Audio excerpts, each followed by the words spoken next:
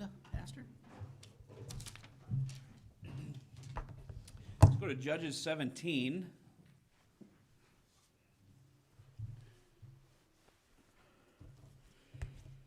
And never mind. So we're going to be in Judges 17 and finish up the book of Judges today. And so as we've been going through the book of Judges, we've been noting the purpose and the intention behind the book of Judges is to explain why Israel did not acquire all the land that God had given them.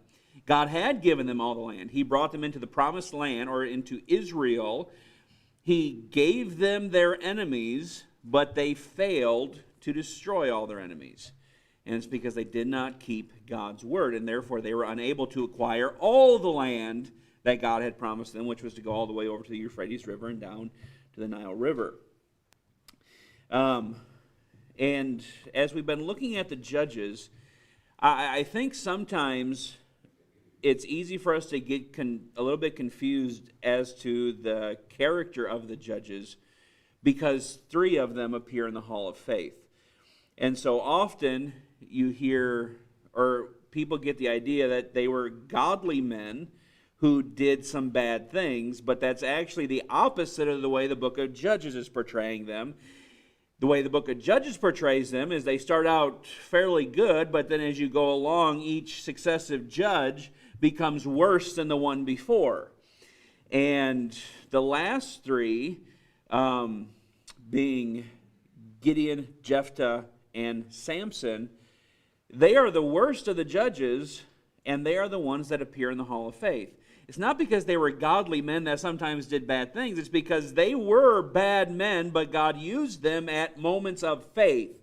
And that's why they appear in the Hall of Faith.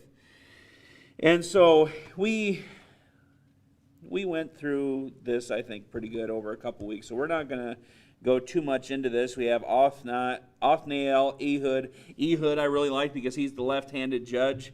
And you shouldn't mess with left-handed people. And Ehud's the reason why. You never know. But then we got down to Samson. Samson was the worst of the judges. The way he's portrayed as the worst of the judges. And what we find with Samson is he actually portrays the best the character of the nation as a whole. The character of the nation as a whole. Complete disregard for God's law, God's covenant, God's vows, God's people. Just a complete disregard and living only for lust. That's what Samson lived for. And that's exactly who the nation of Israel was. Now in chapters 17 through 21, and I just noticed as I was sitting here looking at this that I spelled epilogue wrong, right? I spelled that wrong, correct? That there should be a UE at the end of that, I believe. Maybe I didn't. Did I spell that wrong?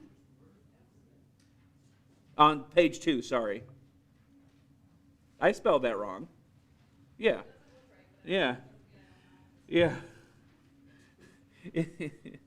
Anyway, so this is the epilogue. This is to kind of bring the book of Judges to a conclusion. And I want you to look at that very last page, that chart that I gave you, with the kind of the chronology, how this lays out with the dates and such. If you notice there where the dark blue is, kind of in the middle of the page, all the way on the left, you have 2 little black marks. This is where chapters 17 through 20 actually take place. So chapters 17 through 20 is actually chronologically in the book taking place between chapter 3 verse 11 and chapter 3 and verse 12.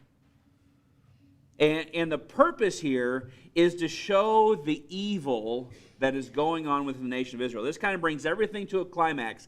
How did it get so bad? Well, it's because of what's taking place in chapter 17 through 21. Now, I want you to notice here, before we get into chapter 17, go forward to chapter 20 for a moment. Chapter 20 and verse 26. And this kind of gives us a chronological marker, or timestamp, so to speak, as to help us understand when this is taking place in the chronology. It says, Then all the children of Israel and all the people went up and came unto the house of God and wept. And we'll see more of this in context, but just there's a particular part I want you to see first. And sat there before the Lord and fasted that day until even and offered burnt offerings and peace offerings before the Lord. And the children of Israel inquired of the Lord. Now listen, for the ark of the covenant of God was there in those days. So that kind of gives us an idea as to when the book was written, is that the ark of God was not where it was supposed to be, which would be in the time of Samuel when the Philistines took it. Okay, but notice also it says, And Phinehas, the son of Eleazar, the son of Aaron. So that's the third generation. Okay, so this is Aaron's grandson, stood before it in those days, saying, Shall I yet again go out to battle against the children of Benjamin, my brother, or shall I cease? And the Lord said, Go up, for tomorrow I will deliver them into thine hand. And that story actually gets really interesting. We'll look at it in just a moment. So what we find here is this is actually in the days of Aaron's grandson. So now let's go back to chapter 3 for a moment. Chapter 2. Just to kind of get an idea of when this is going on. It helps us, in this I think, for me anyway, this brought the entire book of Judges into clear focus to help us understand how to look at it. So chapter 2, and notice verse number 6. And when Joshua had let the people go, the children of Israel, so this is just after they had kind of conquered the land for the most part, let the children of Israel go, and the children of Israel went every man unto his inheritance to possess the land. And the people served the Lord all the days of Joshua, and all the days of the elders that outlived Joshua, who had seen all the great works of the Lord that he did for Israel. And Joshua the son of Nun, the servant of the Lord, died, being 110 years old. And they buried him in the border of his inheritance in Timnath-Heres, in the Mount Ephraim, on the north side of the hill Gaash. And also all that generation, so that's the second generation, were gathered unto their fathers, and there arose another generation after them, which knew not the Lord, nor yet the works which he had done for Israel. And the children of Israel did evil in the sight of the Lord and served Balaam. And so what we're finding here in chapter 17 through 21 is that third generation. So this is taking place in the days of Othniel. What we're reading in chapter 17 through 21 is the very first kind of state of apostasy that Israel is going into that brings them into bondage, that requires the first judge to rise up. So the authors kind of come clear, full circle back around to the very beginning. How did Israel get to the state that it's in? So this shows us their spiritual and moral character of the nation as that third generation. Does that make sense? Okay. So this is what leads up to everything we find with each judge. How did the judges go from being good to getting just real outright wicked? Well, right here, what we see in chapter 17 through 21. So, as we go through this, we're actually gonna read the majority of these chapters and just make some comment through, because the stories are absurd, to say the least. How in the world could people have these conversations and do these things and even remotely think that it's okay? So this just helps us understand. So in chapter 17, we're going to see the religious and moral corruption in Bethlehem. Now, what do we know about Bethlehem later? What comes out of Bethlehem?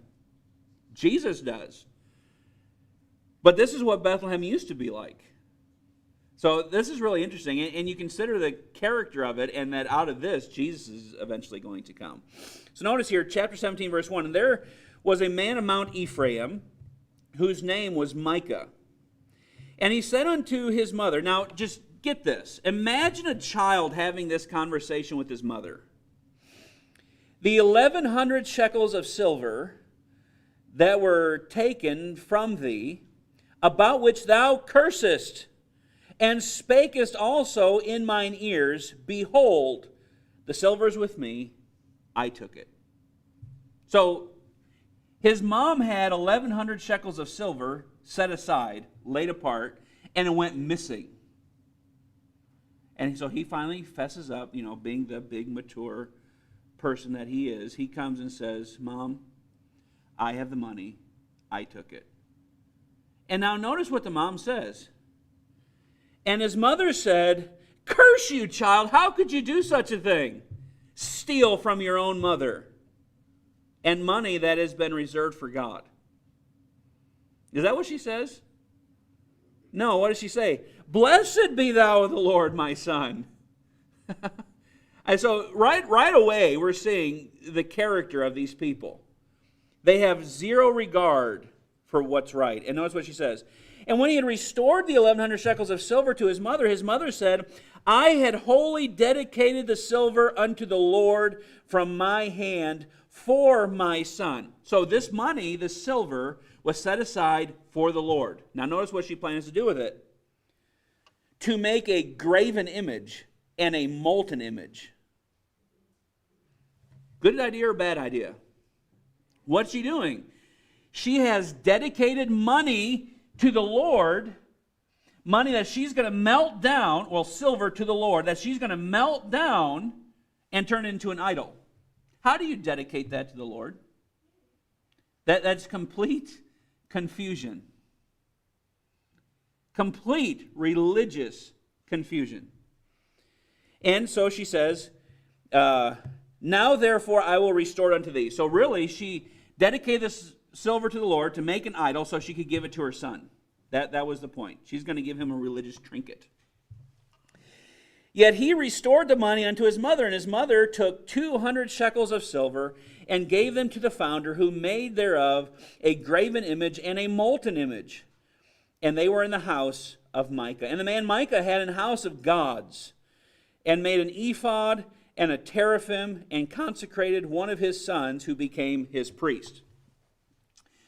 Okay, so it says he has a house of gods. Essentially, this means he has a shrine.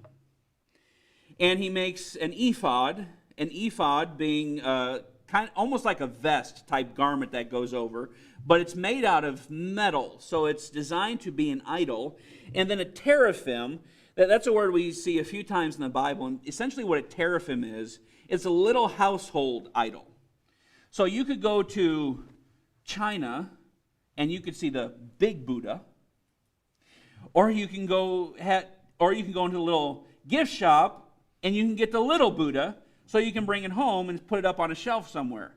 So that's kind of what a teraphim is. It's a little miniature replica of the idol. That way you can bring it into your house and carry it with you or whatever. So that's what the teraphim is. And consecrated one of his sons who became his priest. Now let me ask you this. Does any person have the right to consecrate their own child to be a priest to God? No, especially in the Old Testament. Who could be priests? Levites. He's from the tribe of Ephraim. He can't be a priest. But he's making his own religion. I have these idols. Now I'm going to consecrate my son. He can be a priest, and we can worship God through these idols. So we see the religious corruption that is going on, a complete disregard for the things that God has said. So now let's keep going here.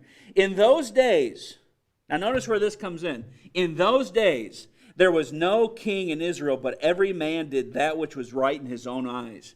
So we see the purpose here. Why is this being written? To show the necessity of a king to lead the people and keep them unified. See, the purpose of the king was to keep people pointed toward the Lord and his law. In fact, the king, when he was ordained by God to be a king, was to take the law of Moses, all 5 books, sit down and write out, word for word, his own copy and read it every single day. That's what the king was supposed to do. But there was no king. No king to keep the law. No king to unite the people. And there was a young man out of Bethlehem, Judah, of the family of Judah, who was a Levite. Okay, so now we're stepping up here. So who comes from the tribe of Levi? The priests. Okay? He sojourned there. And the man departed out of the city from Bethlehem, Judah, to sojourn where he could find a place. And he came to Mount Ephraim, to the house of Micah, as he sojourned. And Micah said unto him, Whence comest thou? And he said unto him, I am a Levite of Bethlehem, Judah, and I go to sojourn where I may find a place. And Micah said unto him, Dwell with me, and be a father and a priest. And I will give thee 10 shekels of silver by the year, and a suit of apparel, and thy victuals. So the Levite went in. Is that how the priesthood is supposed to work? Oh, come be my priest. No, there is no personal priest. But now he has 2 priests. He has a son whom he's consecrated as a priest, and now he thinks this is going to be even better because now he has a Levite. He has a real legitimate priest. And the Levite was content to dwell with the man, and the young man was unto him as one of his sons. And Micah consecrated the Levite, and the young man became his priest, and was in the house of Micah. Then said Micah, Now I know that the Lord will do me good, seeing I have a Levite to my priest. Well, it doesn't matter that he has idols as long as he has a Levite as a priest. So this is the mindset of the people. In 2 generations, well, really 1 generation, they have totally forsaken God's covenant and order for worship. So this essentially is how the book of Judges is starting. This is that generation, what we're reading about here. So, in chapter 17, Micah owns idols. He bribes a priest to be his own personal priest. So now let's look at chapter 18. And here in chapter 18, we see the migration of the tribe of Dan. And now what they're going to do is they're actually going to steal from Micah. They're going to steal his idols. They're going to steal his priest. And the priest is going to become their priest. So watch this. In those days, there was no king in Israel. And in those days, the tribe of Dan sought them an inheritance to dwell in. And the reason they're seeking an inheritance is because they did not conquer the nations that were in the land of their inheritance. And so they were dispossessed. So now they're looking for another area for to dwell in. For unto that day all their inheritance had not fallen unto them among the tribes of Israel. And the children of Dan sent out their family 5 men from their coast, men of valor, from Zorah and from Eshcol, to spy out the land and to search it. And they said unto them, Go search the land, who, when they came to Mount Ephraim, to the house of Micah, they lodged there. And when they were by the house of Micah, they knew the voice of the young man, the Levite. So they hear him talking, and they're like, we recognize that guy. We've heard him. We know who this guy is. And so they go in and turned in thither and said unto him, What brought thee hither? This is kind of the conversation that's going on. We know who you are. How did you get here? What are you doing here? And what makest thou in this place? And what hast thou here? And he said to them, it's kind of like he pats him on the belly. Guys, I got it pretty good. Listen to this. Thus and thus dealeth Micah with me, and hath hired me, and I am his priest. That's kind of the way this is being said. That's in the Hebrew, by the way. And they said to him, Ask counsel, we pray thee, of God, that we may know whether our way, whither we go, shall be prosperous. And the priest said unto them, Go in peace. Before the Lord is your way wherein ye go. Then the 5 men departed and came to Laish, and saw the people that was therein, how they dwelt careless, after the manner of the Zidonians, quiet and secure, and there was no magistrate in the land that might put them to shame in anything, and they were far from the Zidonians, and had no business with any man. So basically what's happened, they found a city that is at peace, but the closest king is so far away that there's no way they could get help to them in time. So this is kind of like, we're going to spy out this, and we're going to conquer these people, this city, and this is the city we're going to take. Verse 8, And they came unto their brethren in Zorah and Eshtaol, and their brethren said unto them, What say ye? And they said, Arise, that we may go up against them. For we have seen the land, and behold, it is very good, and are yet still. And are ye still? Be not slothful to go, and to enter to possess the land. When ye go, ye shall come unto a place secure, and to a large land. For God hath given it into your hands, a place where there is no want of anything that is in the earth. And there went from thence of the family of the Danites, out of Zorah and out of Eshtal, 600 men appointed with weapons of war. And they went up and pitched in Kirjath-jearim in Judah, wherefore they called that place Mahanadan. I think that's right. Unto this day, behold, it is behind Kirjath-jearim. And they passed thence unto Mount Ephraim, and came unto the house of Micah. Then answered the 5 men that went to spy out the country of Laish, and said unto their brethren, Do ye know that there is in these houses an ephod, and teraphim, and a graven image, and a molten image? Now therefore consider what ye have to do. And they turned thitherward, and came to the house of the young man, the Levite, even unto the house of Micah, and saluted him. And the 600 men appointed with their weapons of war, which were of the children of Dan, stood by the entering of the gate. And the 5 men that went to spy out the land went up and came in hither, and took the graven image, and the ephod, and the teraphim, and the molten image, and the priest stood in the entering of the gate with 600 men that were appointed with weapons of war. And these went into Micah's house, and fetched the carved image, the ephod, the teraphim, the molten image. Then said the priest unto them, What do ye? And they said unto him, Hold thy peace. Lay thine hand upon thy mouth. And essentially what that means is stop talking for a minute and think about this. Go with us, and be to us a father and a priest. Now notice what they're proposing here. Is it better for thee to be a priest unto the house of one man, or that thou be a priest unto a tribe and a family in Israel? So do you want to serve one man, or do you want a whole bunch of people to be a priest to? I mean, boy, he's really getting at the ego of this guy. Do you want a small congregation, or do you want the mega church? That's kind of what they're asking. And so what do you think he chooses? Well, I'm a humble man. I would just rather have the... No, what does he do? Verse 20, And the priest's heart was glad, and he took the ephod, the teraphim, and the graven image, and went in the midst of the people. So they turned and departed, and put the little ones and the cattle in the carriage before them. And when they were a good way from the house of Micah, the men that were in the houses near to Micah's house were gathered together and overtook the children of Dan. So they come up and they kind of surround them. They realize, you stole from us. And when they, verse 23, and they cried unto the children of Dan, and they turned their faces and said unto Micah, What aileth thee, that thou comest with such a company? What's wrong, Micah? Oh, nothing. You just stole all my idols. And he said, Ye have taken away my gods, which I made, and the priest, and ye are gone away. And what have I more? And what is this that ye say unto me? What aileth thee? And the children of Dan said unto him, Let not thy voice be heard among us, lest angry fellows run upon thee. Now, you stop talking, or angry fellows are going to run upon you. You're going to make somebody mad if you keep talking like that, Micah. And that's not a threat or anything. I'm sure it was all in Christian love.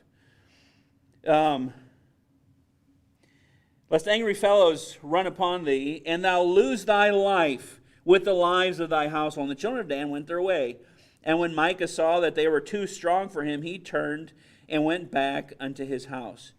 And they took the things which Micah had made, and the priest which he had, and came unto Laish, unto a people that were at quiet and secure, and they smote them with the edge of the sword, and burned the city with fire. And there was no deliverer, because it was far from Zidon. And they had no business with any man, and it was in the valley that lieth by Beth Rehob. And they built a city and dwelt therein.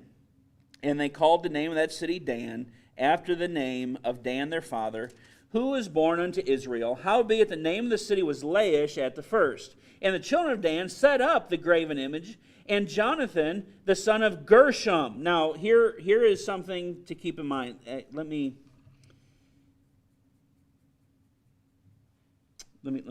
finish the verse.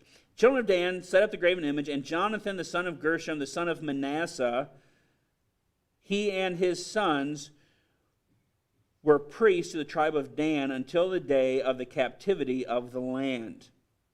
And they set them up Micah's graven image, which he made all the time that the house of God was at Shiloh. It says Manasseh there, but Gershom is actually the son of Moses. This is interesting. Why does it say Manasseh? It's actually interesting when you look at the Hebrew. From what I can gather, the best explanation I have for this is that there's actually a play on the word here. So in Hebrew, Manasseh and Moses, while they look vastly different in English, are almost identical except for one little tittle. You remember the jots and the tittles can change a word from that could be spelled the exact same way, but you add a little dot or a little kind of apostrophe onto a letter, and that can change the word. And so the idea is that when the author was writing Judges down and came to this, that they actually changed to kind of hide Moses' name because of how disgraceful these actions are, that they didn't want it associated with Moses directly because of how holy a man he was. So that's an explanation, whether that satisfies you or not, and you probably had not even thought of that, but I'm weird and think of those things. So Gershom is supposed to be the son of Moses, so that's why Manasseh is there. The character is better equal to Manasseh than it was to Moses, so that's why that changes there. So the Danites steal the idols from Micah. They bribe a priest to be theirs. They take the city, set it up with their idols, their house of worship, and with their own personal Levite to be a priest. Now we come into chapters 19 through 20, verse 17, and this is going to record a grievous crime that takes place in Gibeah. And it's really interesting when as we read through here, as we read through here and you hear some of these things, think about if you've heard this somewhere else in the Bible before. Okay, because this is actually a repeat. This is really interesting, I think. Chapter 19, it came to pass in those days, when there was no king in Israel, that there was a certain Levite sojourning on the side of Mount Ephraim, who took to him a concubine out of Bethlehem, Judah. Now, a concubine is basically a convenience wife. She's a lower wife. She's basically taken just for sex, is what a concubine's purpose was. A certain Levite sojourning on the side of Mount Ephraim, who took to him a concubine out of Bethlehem, Judah. Verse 2, and his concubine played the whore against him, and went away from him unto her father's house to Bethlehem, Judah, and was there 4 whole months. And her husband arose, and went after her to speak friendly unto her. And that's the way a husband ought to speak to his wife, right? Friendly. What a way to put it. He's going to woo her back. That's what he's doing. And it's just an interesting, very descriptive word, to speak friendly to her. And to bring her again, having his servant with him, and a couple of asses, and she brought him into her father's house.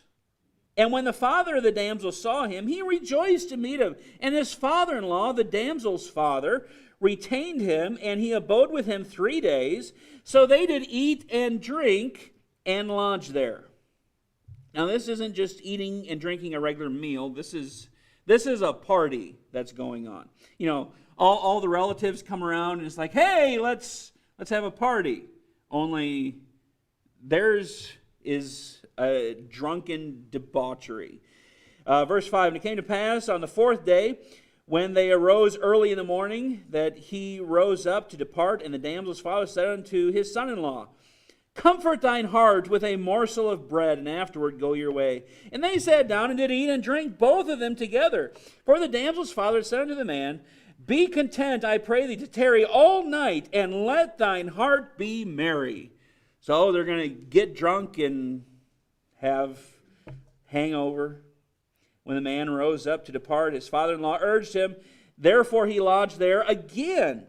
And he rose early in the morning on the 5th day to depart. And the damsel's father said, Comfort thine heart, I pray thee. And they tarried until afternoon. And they did eat, both of them. And when the man rose up to depart, he and his concubine and his servant, his father-in-law, the damsel's father, said unto him, Behold, now the day draweth toward evening. I pray you, tarry all night. Behold, the day groweth to an end. Lodge here, that thine heart may be merry. And tomorrow get you early on your way, that thou mayest go home. Boy, I mean, just every night they're getting drunk. But the man would not tarry that night, but he rose up and departed and came over against Jebus, which is Jerusalem. And there were with him 2 asses saddled. His concubine also was with him.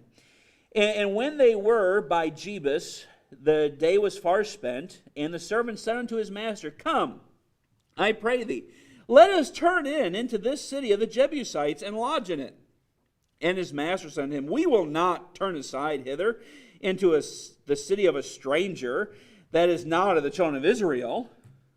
Although that probably would have been a better option considering what happens. We will pass over to Gibeah. And he said unto his servant, Come, let us draw near to one of those places to lodge all night in Gibeah or in Ramah. And they passed on and went their way, and the sun went down upon them when they were by Gibeah, which belongeth to Benjamin.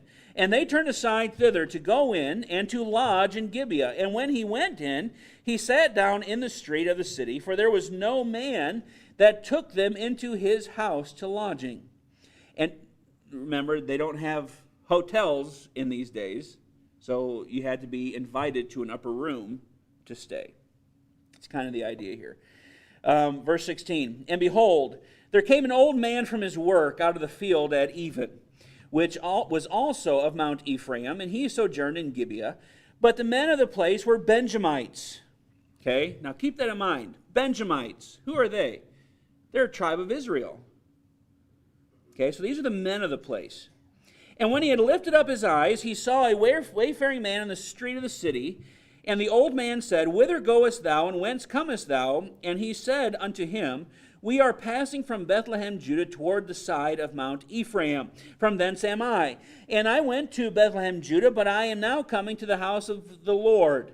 And there is no man that receiveth me to house. Yet there is both straw and provender for our asses, and there is bread and wine also for me, and for thy handmaid, and for the young man which is with thy servant. There is no want of anything. He says, we're looking for somebody to take us in, but nobody will. But we have food and all of our needs here with us. So we're just looking for a place to lay down for the night. That's what he's saying. There's no commitment on the part of anybody for this. Let's see, where did I leave off? There we go. Verse 20. And the old man said, Peace be with thee. Howsoever, let all thy wants lie upon me, only lodge not in the street. He says, you don't want to sleep out here. It's dangerous. So he brought him into his house and gave provender unto the asses, and they washed their feet and did eat and drink. Now as they were making their hearts merry, again, they're getting drunk, behold, the men of the city. Who are the men of the city? They're Benjamites. It just told us they were from the tribes of Israel. Men of the city, certain sons of Belial, beset the house round about and beat at the door and spake to the master of the house, the old man, saying, Bring forth a man that came into thine house, that we may know him. What does this sound like? Sodom and Gomorrah. In Israel. This is the character of the people of Israel. They are just like Sodom. Is it any wonder in Revelation it speaks of Jerusalem, saying which spiritually is called Sodom? Here's why. This is the character of the people. And it's just interesting how far and how fast they got away from the Lord. This is the third generation.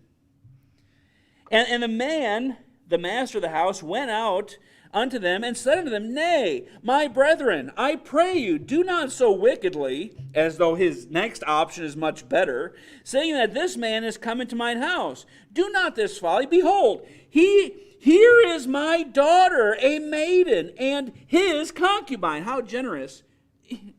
We're in trouble here. It's either you or your wife. Let me just give your wife to him.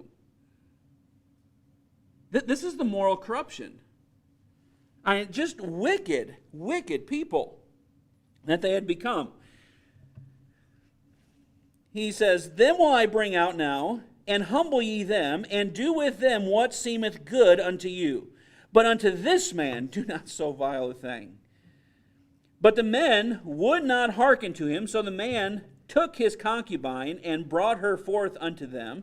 And they knew her, and abused her all the night until the morning. And when the day began to spring, they let her go. Then came the woman in the dawning of the day, and fell down at the door of the man's house, where her Lord was, till it was light. And her Lord arose, this is her husband, her Lord arose up in the morning, and opened the doors of the house, and went out to go his way. And behold, the woman, his concubine, was fallen down at the door of the house, and her hands were upon the threshold. She fell down and was reaching for the door. She's just holding on to the base of the door.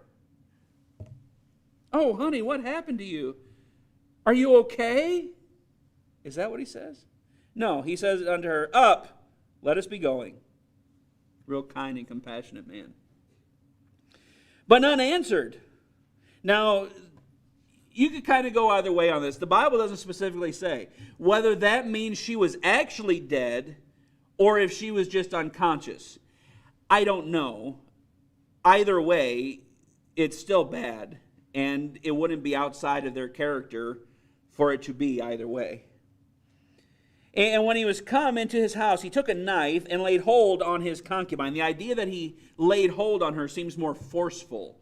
And so that would lead me more to think that probably she was alive when this is taking place. But that's me. Laid hold on his concubine and divided her together with her bones in 12 pieces, and sent her into all the coast of Israel. And it was so that all that saw it said, There was no such deed done, nor seen from the day that the children of Israel came up out of the land of Egypt unto this day. Consider of it, take advice, and speak your minds. This is a threat. If you don't come with me against these Benjamites, this is going to be you. So, chapter 20, they all decided, maybe we should just go ahead and go up, and we'll see how this goes. We probably should go.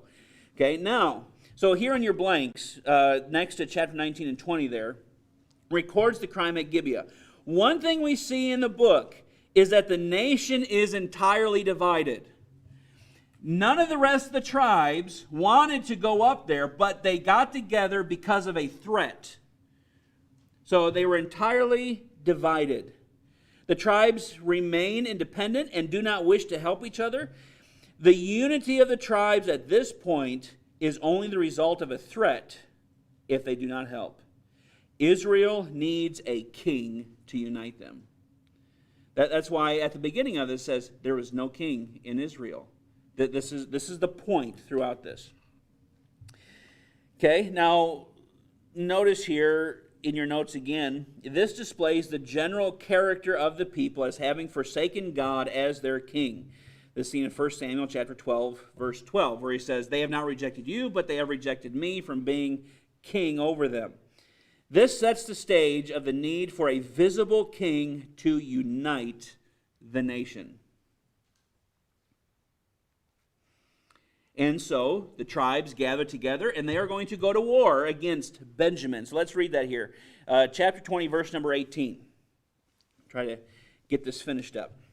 And this is remarkable. This is frightening, because what takes place here, had they completely succeeded, would have completely abolished any chance of the covenant being fulfilled with the nation of Israel between them and God. This would have completely done it away. Notice here, verse 18. And the children of Israel arose and went up to the house of God and asked counsel of God and said, which of us shall go up first to the battle against the children of Benjamin? And the Lord said, Judah shall go up first. And the children of Israel rose up in the morning and encamped against Gibeah.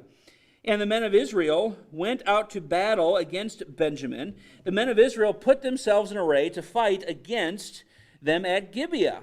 And the children of Benjamin came forth out of Gibeah and destroyed down to the ground of the Israelites that day 22,000 men. That's quite an accomplishment.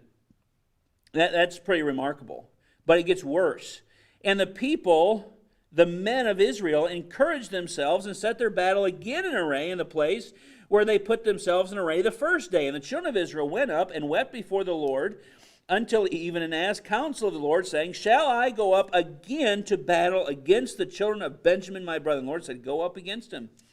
And the children of Israel came near against the children of Benjamin the second day. And Benjamin went forth against them out of Gibeah the second day and destroyed down to the ground of the children of Israel again 18,000 men.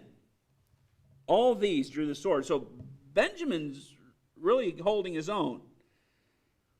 Then all the children of Israel and all the people went up and came unto the house of God and wept and sat there before the Lord and fasted that day until even, offered burnt offerings and peace offerings before the Lord. And the children of Israel inquired of the Lord, for the ark of the covenant of God was there in those days. And Phinehas, the son of Eleazar, the son of Aaron, stood before it in those days, saying, shall I go yet again out to battle against the children of Benjamin, my brother, or shall I cease? And the Lord said, go up, for tomorrow I will deliver them into thine hand. And Israel set liers in wait around about Gibeah. So these people are going to be the ambush, so to speak. They're stationed all the way around the city, but they're hanging low as an ambush. They're going to come out and surprise the people.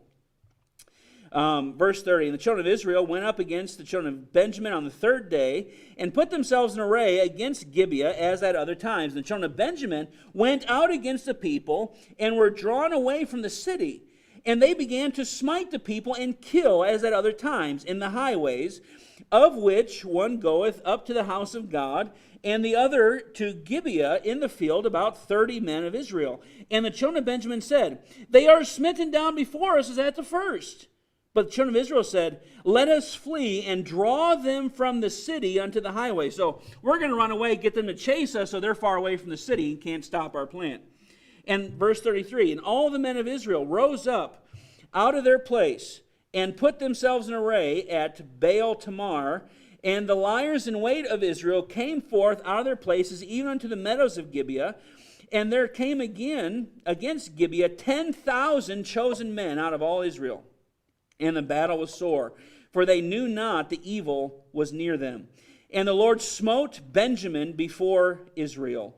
And the children of Israel destroyed all the Benjamites that day, 25,000 and 100 men. All these drew the sword. So the children of Benjamin saw that they were smitten.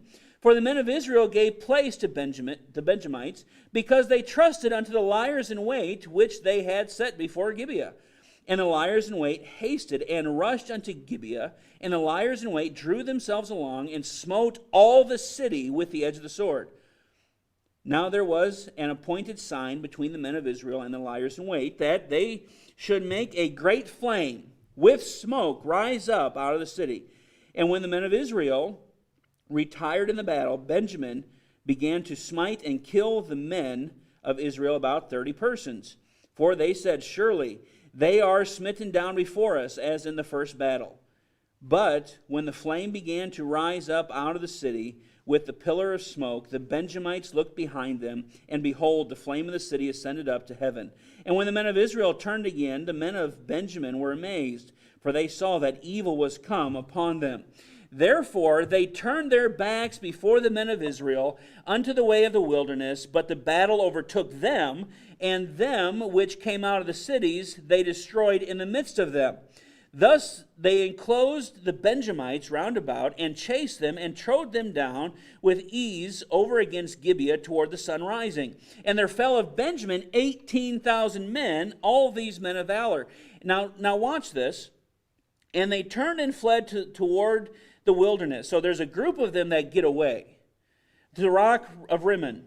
And they gleaned of them in the highways 5,000 men, and pursued hard after them unto Gidom, and slew 2,000 men of them. So that they which fell that day of Benjamin were 25,000 men that drew sword. All these were men of valor. But 600 men turned and fled to the wilderness unto the rock Rimmon, and abode in the rock Rimmon 4 months. Now watch this. And the children of Israel turned again unto the children of Benjamin, and smote them with the edge of the sword, as well as the men of every city, as the beast, and all that came to hand. Also they set on fire all the cities that they came to. Now what's happened here? Of all the entire tribe of Benjamin, 600 men are all that's left. Now you can see the problem. If you only have 600 men of a tribe, what's going to happen to that tribe really quick? It's done. It's going to go away. Now, real quick. So this leaves only 600 men. That's your blank there. And then chapter 21 is going to record the solution. And this is really kind of funny. As I read through this, it kind of reminds me of 7 brides for 7 brothers. And maybe that's carnal, but that's just where my mind goes, because that's how ridiculous this solution is. But it works. Okay, so let's just read through this here real quick, and then we'll finish. Now the men of Israel had sworn in Mizpah, saying, there shall not any of us give his daughter unto Benjamin to wife. So every woman is gone, 600 men live, and all the rest of the children of Israel had already sworn, we're not going to give any of our women to them to be a wife. Okay, so that's a real problem. And the people came to the house of God and abode there till even before God, and lifted up their voice and wept sore. So now they feel bad for what they did, and said, O Lord God of Israel, why is this come to pass in Israel, that there should be today one tribe lacking in Israel?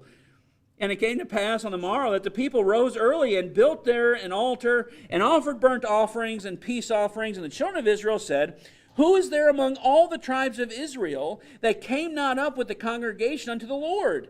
For they had made a great oath concerning him that came not up to the Lord to Mizpah, saying, he shall surely be put to death. And the children of Israel repented them for Benjamin their brother, and said, there is one tribe cut off from Israel this day. How shall we do for wives for them that remain, saying, we have sworn by the Lord that we will not give them our daughters to wives. So now they're getting spiritual. Notice, and here's the solution. They said, what one is there of the tribes of Israel that came not up to Mizpah to the Lord? And behold, there came none to camp from Jabesh Gilead to the assembly. For the people were numbered, and behold, there were none of the inhabitants of Jabesh Gilead. And the congregation sent thither 12,000 men of the valiantest, and commanded them, saying, go and smite the inhabitants of Jabesh Gilead. I mean, they're just in a killing spree. At one point, they're saying, the tribe's cut off, we're sorry, now let's go kill another tribe. Just ridiculous. And the congregation sent thither, okay, verse 11.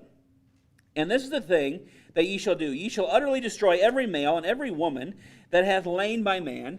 And they found among the inhabitants of Jabesh Gilead 400 young virgins that had known no man by lying with any male. And they brought them unto the camp to Shiloh, which is in the land of Canaan. And the whole congregation sent them to speak to the children of Benjamin, that were in the rock Rimmon, and to call peaceably unto them.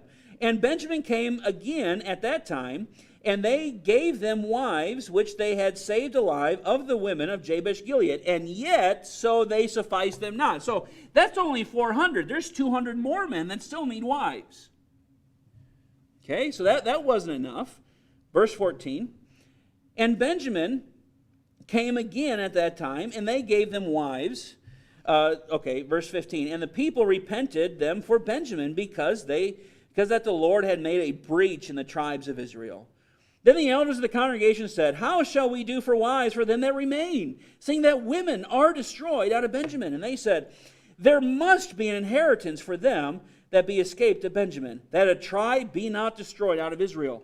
Howbeit we may not give them wives of our daughters, for the children of Israel have sworn, saying, cursed be he that giveth a wife to Benjamin. Then they said, behold, there is a feast of the Lord in Shiloh. There's going to be a party in Shiloh yearly, in a place which is on the north side of Bethel, on the east side of the highway that goeth up from Bethel to Shechem, and on the south of Lebonah. Therefore they commanded the children of Benjamin, saying, go and lie in wait in the vineyards, and see, behold, if the daughters of Shiloh come out to dance and dances, then come ye out of the vineyards, and catch you every man his wife of the daughters of Shiloh, and go to the land of Benjamin. We can't give you our daughters, but if you steal them, then you can have them. That's the plan. And it shall be, when their fathers or their brethren come unto us to complain, then we will say to them, be favorable unto them for our sakes, because we reserve not to each man his wife in the war. For ye did not give unto them at this time, that ye should be guilty. And the children of Benjamin did so, and took them wives according to their number of them that danced, whom they caught. And they went and returned unto their inheritance, and repaired the cities, and dwelt in them. And the children of Israel departed thence at that time, every man to his tribe and to his family. And they went out from thence, every man to his inheritance. In those days there was no king in Israel, and every man did that which was right in his own eyes. So this is the character of the people. So when we go back, well, we won't do this, but if you go back then and start looking at the judges from the very beginning, from Othniel, this is the character of the people at that time. And it only gets worse as each judge gets worse. So that's why the book of Judges is written. It comes down to this point. Why is it so bad? There's no king. There's no king to unite them. There's no king to enforce God's law upon them. Let's pray. Father, thank you for this time that you've given to us. Thank you for the word of God. Thank you for a good time of fellowship today in your house. Pray that you bless now as we go our separate ways. Pray that you give us safety and bring us back again safely. In Jesus' name, amen.